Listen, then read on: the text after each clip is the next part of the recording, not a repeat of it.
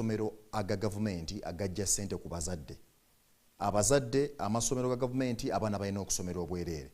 President agamba kano ke kadde abaana okwekumira mu masomero okumanya akabi akali ku kirwadde kya siriimu. Emboozi Njireese. Jakuza olunaku lwa Mukenenya oba luyite World AIDS Day. Olunaku luno lwe lumu ku ezo eziweebwa enkizo ensangi zino mu byobulamu ng'era ku luno buli nsi ejjukira abantu baayo abavudde mu bulamu bw'ensi eno olwa Mukenenya wamu n'okusoosowaza ebyo ebituukiddwako mu kulwanyisa akawuka nga eddagala erizuuliddwa okuweweezaako n'empeereza z'ebyobulamu endala ezigwa mu kkowe eryo.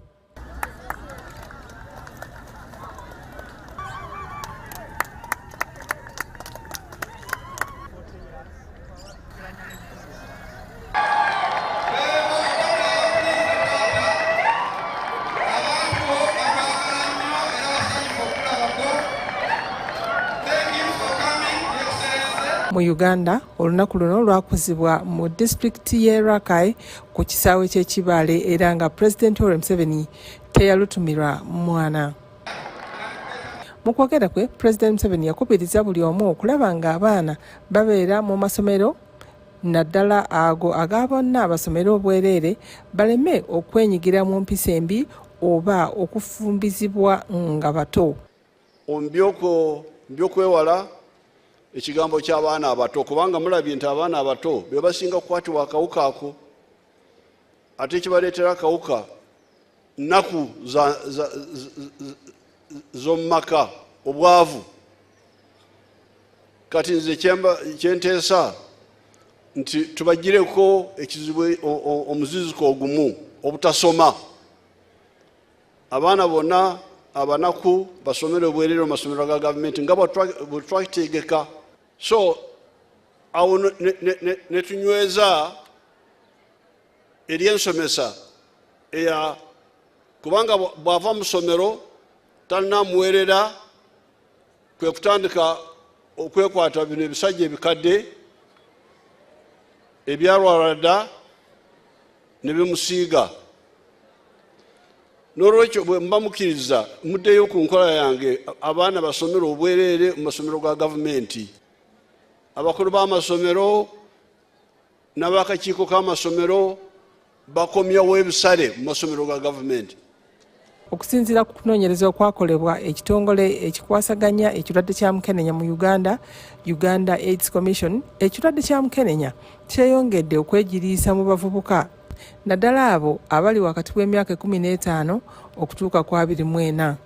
Abaana beemugoba mu masomero beebano bemugamba nti bakwatibwa ku myaka 15 simanyi bikyabo beebo. Songa jjajja w'abaana Uganda, jjajja w'abaana bano abazzukulu bano yali asazeewo nti abaana basomera obwereere. Okunoonyereza era kulaga nti abakwatibwa akawuka abapya mu Uganda bali abantu 5,200 buli mwaka so nga ate abafa bali mu 1,700. Pulezidenti era yakubiriza abavubuka okwewala empisa embi ng'okunywa omwenge n'okwejabaata baleme okukwatibwa akawuka kubanga ba mugaso nnyo eri eggwanga. Mwewale akawuka. Abaana bonna mubasomese kuva mu buto mu masomero ga primary mu maka nti okwewala kusinga okwerinda nokukira okutambirwa.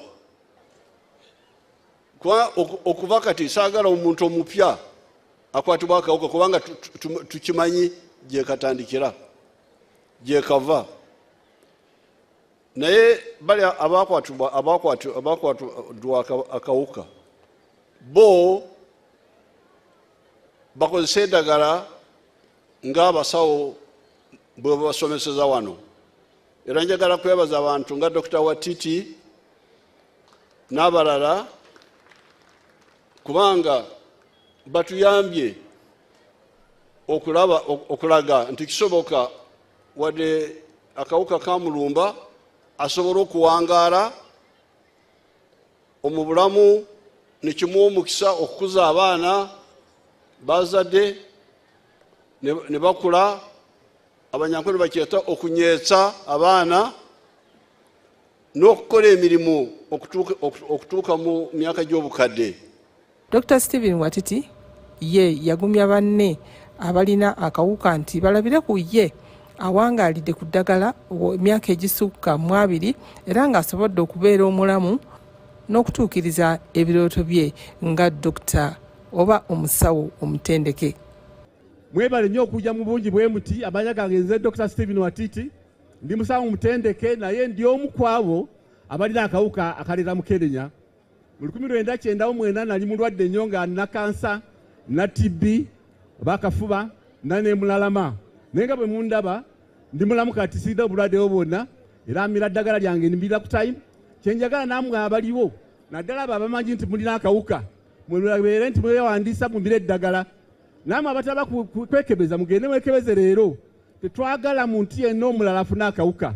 Twagala kye bayita zero new infections. Noti tetwagala muntu mulala afuna akawuka. Ekyokubiri tetwagala mwe abakalina bwe nange abalina tufune obulwadde nga TB nga kansa n'obulala ne butuuta abantu bakyafa. Ekisembayo njagala tukole tuyige ebikwata ku siriimu tulebe kusosola abantu oba okwesosola. Ebyo bye bange bannange nebaza nnyo olw'okumpuliriza Mukama abawe omukisa. And these are the selected winners for the awards in those categories mentioned, Your Excellency, and these are the 4 Program Agafa Embuga ekyagenda maaso. Ekifaananyi kyolaba wano President Yoweri Kaguta Museveni yali ntinda n'abakulu b'olengera mu kifaananyi yali aggulawo ekkolero erya Microhem Scientific Diagnostic Manufacturing Plant. Ekkolero lino ligenda kuba lifulumya ebyo ebikozesebwa mu kukebera endwadde gamba ng'omusujja n'akawuka akaleeta mu Kenya. Bwe yali aggulawo ekkolero, President Museveni yagamba nti kakati bamusigansimbi abali kuno balina okukwatagana ne bamusigansimbi abalala okuva mu nsi ez'enjawulo, amawanga ag'enjawulo okulaba nga bagattira wamu okutumbula ebya saayansi wano mu ggwanga Uganda. Pulezidenti Yoweri Kaguta Museveni wiiki ewedde yatongoza ekkolero ly'okukola ebikozesebwa mu kukebera endwadde kiyite test kits nga lino lye lisoose mu kitundu ky'omu masekkati ga Africa ng'era lisangibwa Ntinda mu division y'e Nakawa mu Kampala.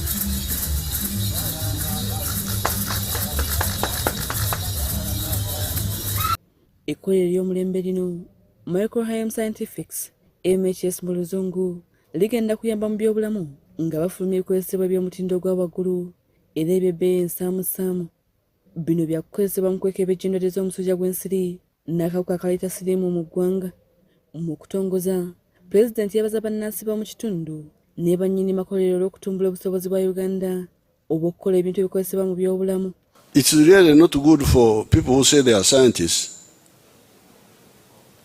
and they are not able to understand and use this scientific knowledge to solve problems. Then it will be easier for you to find partners in the world because those partners are there. The ones who have gone, who woke up earlier than you, they are there, and you have found them, like the people from the US. I thank them very much for working with you. And the people from China, I thank them so much. Onera yongera okukubiza bannasayansi b'omu kitundu okukwagana ne bannaabwe okwetooloola ensi yonna basobole okwongera okukulaakulanya ebya sayansi mu Uganda. Then the third element is our policy, which is to back awakening, really. I wouldn't want to call it industrialization. Just to wake up and live as modern people. So these funds, which were put in UDB, and we shall always put more funds, are really to support that transformation from a superstition-controlled society to a science-led society. Minisita y'ebyobulamu Dr. Jane Ruth Acheng yategeeza nti okukola ebintu ebikozesebwa mu kunoonyereza ku ndwadde y'engeri yokka ey'okugonjeramu okusoomooza ekitongole ky'ebyobulamu kwe kibadde kifuna nga babigula bweru. We are therefore very excited that we are now expanding the local manufacturing capacity to include laboratory reagents and other diagnostic devices. I congratulate Microhim Group of companies for leading in the local diagnostic manufacturing space. Dr. Cedric Akwesije, director nga yenanyini wa kampuni ya Microhim Scientifics, yategeeza President nti ekifo kino kiteekeddwamu tekinologiya ow'omulembe okufulumya ebikozesebwa mu kukebera ekika kya molecule n'ebikozesebwa mu kukebera obulwadde obw'amangu RDT, nga kuno kuliko okukeberako kakasiriimu mu bakulu ne mu baana abawere n'ebikozesebwa mu kulondoola enkola y'eddagala ssaako n'ebikozesebwa mu kulondoola enkola y'eddagala lya siriimu mu balwadde. The facility has been constructed in accordance with WHO standards, following ISO 13485, following CGMP. It has been inspected thoroughly by National Drug Authority. In its first phase, we are ready as of today to produce HIV rapid test kits. Now, rapid means they can be used anywhere. You don't need to have a lab. Your Excellency, we lose a lot of people to malaria every day. If today a taxi fell down on Masaka Road or Chiboga Road or Guru Road, it would be on the newspapers. It would be everywhere. But no one counts the people who have died because of malaria, the children, the mothers.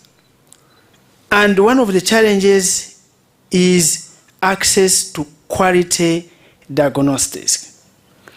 If you are poorly diagnosed, the doctor is going to give you a different drug. You keep with the disease, and 2-3 days later, if it is malaria, you actually die. Your Excellency, these products are now manufactured here. Ekitabo kya Microhim Scientifics era kirimu ebikozesebwa mu kukebera obulwadde bw'omusujja gw'ensiri mu bwangu wamu n'obulwadde bw'ekibumba. Ekkolero lino lyesoose mu Africa ey'omukiikaddyo bwa Sahara.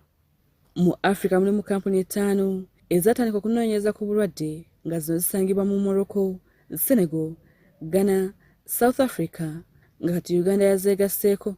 Ekkolero lya MHS lizimbiddwa nga lituukagana n'omutindo gw'ekitongole ky'ebyobulamu mu nsi yonna era nga kikebereddwa ne kiweebwa olukusa ekitongole ekivunaanyizibwa ku ddagala mu ggwanga ekya Uganda National Drug Authority. Ku kisaawe kya Mefuga Ekkololo, Pulezidenti Yoweri Kaguta Museveni yasisinkana bamusigansimbi abaana mu ggwanga Uganda n'okuvaako ate mawanga amaala nga kw'otadde ne baminisita abatali bamu n'abantu ab'enjawulo wano mu ggwanga Uganda naye ng'essira baliteeka ku ebintu ebikolebwa kuno okusoomooza bamusigansimbi bano kwe basiŋŋaana ku mirimu gye bakolera mu ggwanga Uganda.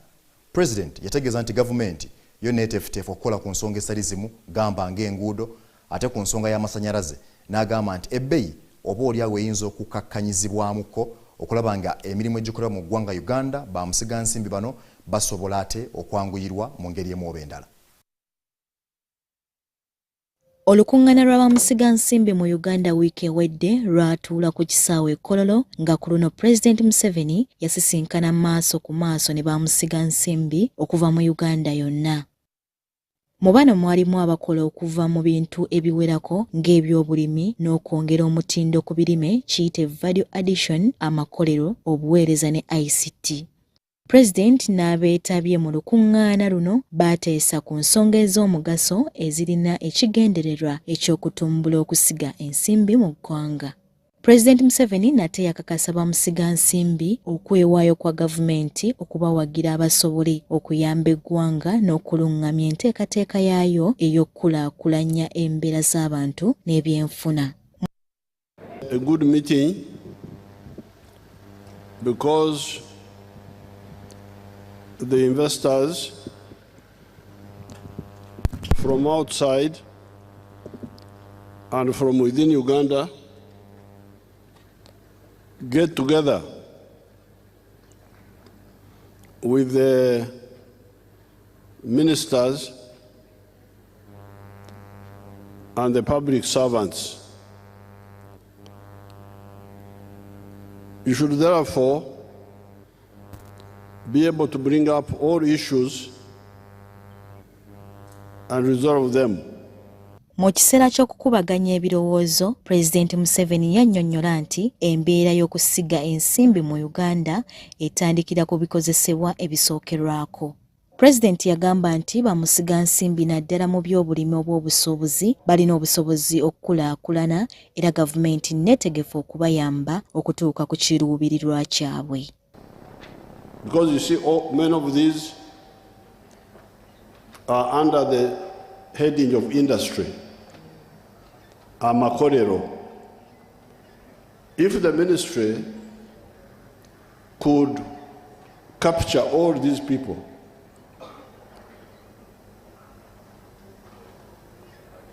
so that we give them support, because these are not very difficult to support.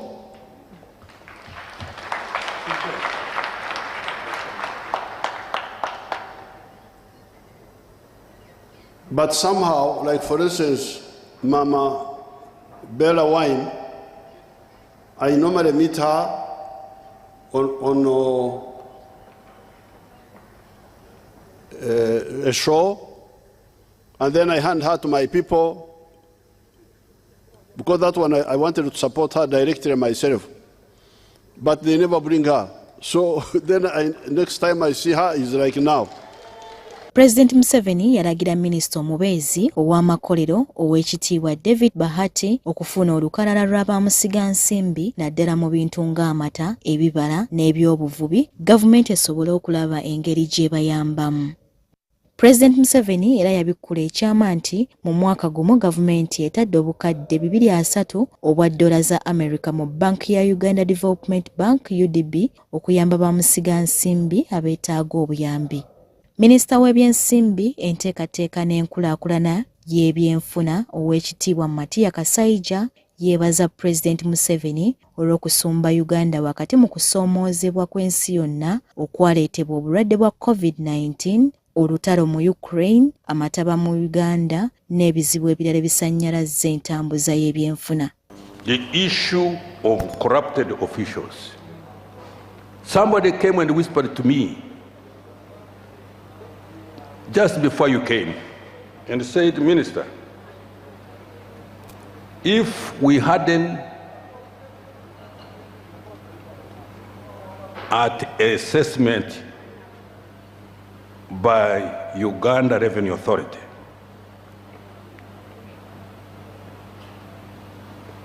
in order for them to do what the customer wants, you have to look for something what we call kitu kidogo. Equally, if you want a power connection, again, if you don't do that, you may take 1 year before you get a connection. Mr. President, this thing has been hurting me. I don't sleep.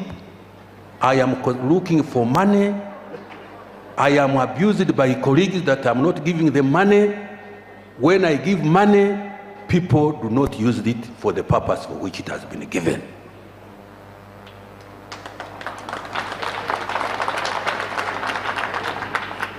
We shall discuss later on, even in private meetings. But the question of corruption, Mr. President, is getting the nerves of some of us. Minisita yagamba nti ng'oggyeko ekifo ekikira ku byonna ku UIA, Ministry y'ebyobusuubuzi nayo yakkiriza enkola ez'enjawulo okulongoosa embeera ya bizinesi mu Uganda nga okwanguyiza emitendera gy'omusolo, okutumbula ebikozesebwa ng'amasannyalaze n'okussa ssente mu nkulaakulana y'abantu. Investors in Uganda access capital at affordable rates. And as a Ministry of Finance, Planning and Economic Development, we are leading this. We have been able to deploy over 1.4 trillion shillings through UDB This money is already with our investors. Some of them are here. We have also invested over R1 trillion shillings through Uganda Development Corporation to our strategic sectors. We've deployed 890 billion shillings through Agricultural Credit Facility, which is managed by Bank of Uganda through our different supervised finance institutions. We have commenced, Your Excellence, another fund called the Invite Fund, and this fund is worth $218 million. This is 820 billion shillings. Beginning this financial year, we are going to give it out to investors. Program Agafa Embuga ekyagenda maaso. Bwetegereza ekifaananyi kino manyi oyinza okwebuuza kiki ekyali kigenda maaso. Bano bannansi mu ggwanga Uganda bali mu district y'e Kalaki mu bitundu ebya Anyara. President Museveni sabbiti gye tukubye amabega yagendayo okwokweta mu kusaba okwali kutegekeddwa olw'okugulawo ekkanisa eya Almighty Papa Elohim Church era nga yaggulawo mu mwaka gwa 2019 kakati yabaddeweza emyaka 4 bweddu. President Museveni mu kwogera kwe yategeeza nti ensobi ezikolebwa abakulembeze ensobi ezikolebwa abantu zisinga kuva ku bakulembeze ate n'agamba nti mwattu ebintu ebisumbu abantu ba bulijjo ebikolwa ebyakalogo kalenzi naye singa abakulembeze bavaayo ne bakola ebintu mu mitendera emituufu ebintu ng'ebyo bisobola okugonjoolwa. Mu wiiki gye twakakuba emabega, President Museveni yeetaba mu bikujjuko by'okujaguza emyaka 4 egy'ekkanisa ya Almighty Papa Elohim Church e Anyara mu district y'e Karachi.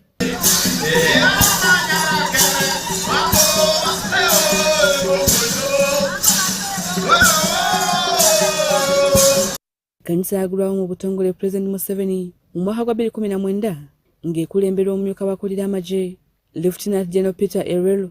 President Museveni mu kwogera kwe yagamba nti ebizibu ebisinga ebikosa bannayuganda bireetebwa abakulembeze. Okusinziira ku pulezidenti, singa abakulembeze babeera beerufu, ebizibu ebisinga ebikosa bannansi tebyandibaddewo. Then his innovation that the wananchi should pray for the leaders. And the leaders were so many, they were almost as many as the people themselves. And the fact of the matter is that all the problems are caused by the leaders. The corruption, the sectarianism, all of them are done mainly by the leaders. So that's very interesting. You should not, it's, me, I found it very interesting because I know that's a fact. President Museveni era yategeeza nti abantu ba bulijjo balina ebizibu byabwe ng'obulogo naye singa abakulembeze baba balongoofu era nga balambulukufu ensonga zonna zandibadde zikolebwako. Omukulembeze yasiima Lieutenant General Erelu olw'empagi enzijuvu mu kaweefube w'eddiini ezirimu abantu ba bulijjo okusabira abakulembeze baabwe okuzuukizibwa n'obulokozi.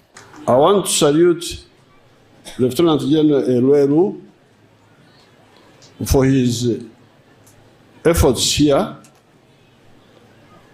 because the pillars of his efforts are quite interesting.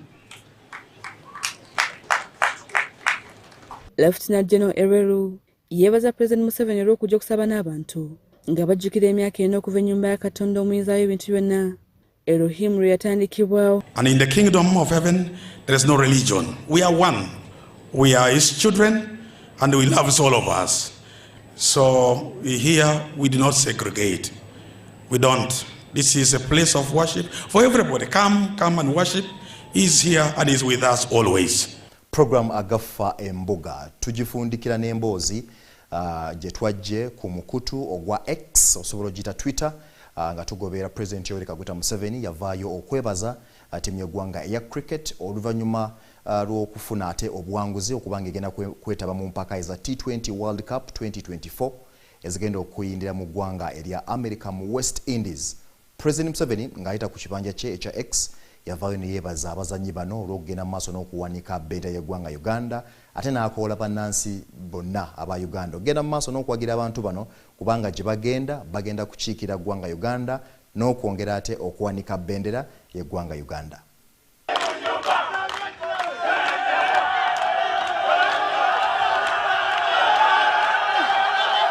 Program Agafa Embuga bwetyo bwetambudde njagala okwebaza nga tusembyeyo n'emboozi eyo eya cricket tiimu y'eggwanga ya Uganda okubanga egenda kubanga atekiikira eggwanga Uganda mu mpaka ez'ekikopo eky'ensi yonna ezigenda okubeera mu ggwanga erya America. President Museveni ku by'emizannyo ateekawo nnyo essira kubanga mu Uganda talanta mweziri. Sijja kusukkawo nja kwebaza. Program Agafa Embuga bwetyo butambudde. Nze Jethro Kasayigi kusiibudde.